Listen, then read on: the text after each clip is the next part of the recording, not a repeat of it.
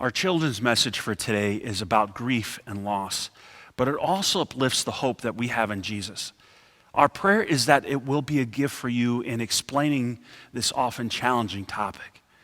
You know, throughout life, we lose all sorts of things like gloves. We may even lose a hat from time to time, or sunglasses will be a big thing. You'll lose a few of these over the years. Someone will borrow them. You'll never see them again. What you'll lose is you'll lose a lot of socks. I think the dryer just eats them all the time.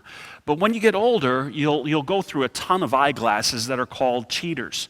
Cheating is never good, but you'll need these beauties because they help magnify what you're reading. You'll leave them at restaurants, at the doctor's office, on the shelf at the store.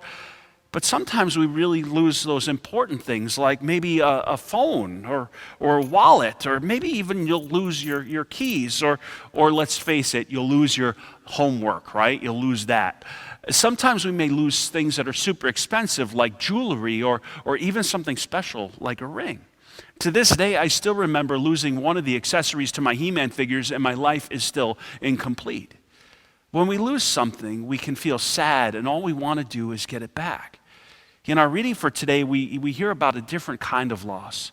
Jesus had a very close friend named Lazarus, and when Jesus heard that his friend had died, he cried because of his loss. And maybe some of you have lost someone close to you. Maybe you've even had a pet that died. Losing things is never easy, but losing someone can be so painful.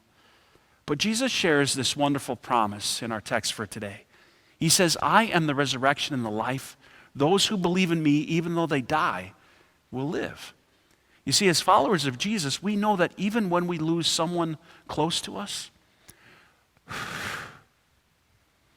and our time together on earth is over, that this is not an end. Because we know that one day we will see them again in heaven.